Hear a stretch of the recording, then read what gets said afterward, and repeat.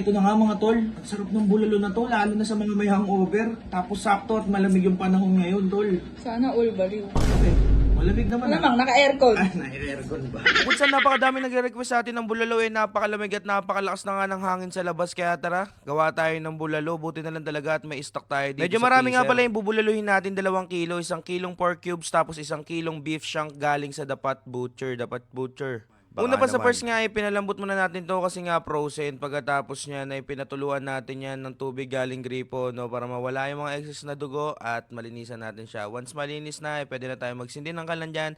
Lagay lang tayo dito ng kaldero para sa ating bulalo par. Tapos naglagay lang tayo ng mantika.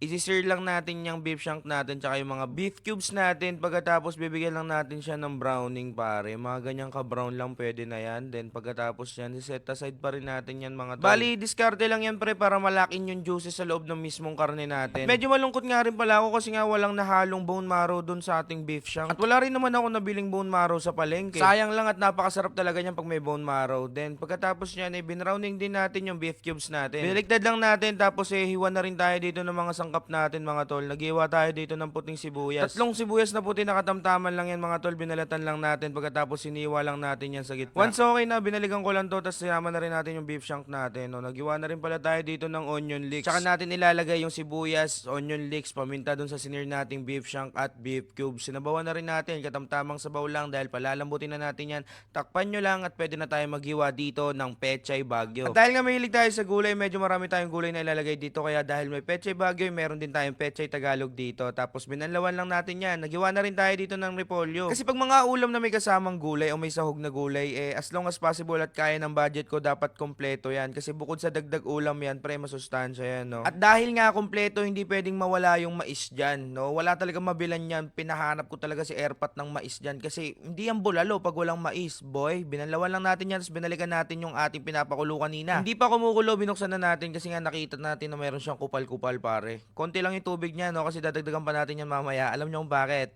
Bakit? Tweet mo may racket. Joke lang, di kasi natin siya pinressure, no? Slow cook lang para malasa. Tapos nilagay na rin natin yung mais. Tapos nilagdagan natin ng tubig yan. Nilagyan lang natin ng betchin, ng patis. Tapos nagawa na rin tayo dito ng siling labuyo para sa ating sausawan. Dinamihan na rin natin kasi nga pumapapak tayo ng sili. Nilagyan lang natin yung kalamansi tapos patis. Tapos balikan natin yung pinapakulo natin. Bali, pinakulong ko yan ng 1 oras sa mahinang apoy. Tapos nilagay na rin natin yung mga gulay kanina. Tinimplahan na rin natin yan at okay na yung timpla. Bahala na kayo magtimpla dyan mga tol. Pwede yung tabangan, pwede yung alatan. Pero sa akin sakto lang para yung ibang ayaw ng patis, hindi na sila magpapatis. Sabaw lang, ulam na. Siyempre, nandito na naman tayo sa dulo Eto na yung plating muna natin to, par. Kasi bulalo to no? Hindi to yung basta-basta lang na, diba? Yung lagi nating inuulam. Kasi magkano yung baka, par? Magkano yung gulay? Ang mahal ng bilihin ngayon, boy. Pero wag na natin palamigin. Tara na at sumakmal na tayo. Tikman na natin mga tol. Halos sa kalahating oras natin to pinalambot. Slow cook, hindi natin pinressure cooker para talagang lasang-lasa mo sa sabaw yung mismong lasang baka pa. Kuha tayo ng baka.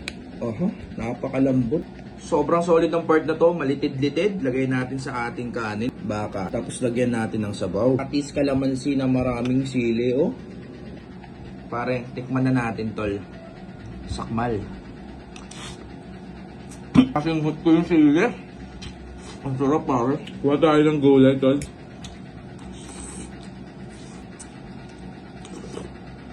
Sabaw pa lang, pre, panalo na. Dito natin kunin sa may mga litid-litid, pare. Tignan mo naman kung gaano kaganda yung pinakalitid laman niya. Lagyan natin ng gulay para mababa yung buhay. Siyempre, itong patis kalamansi sili.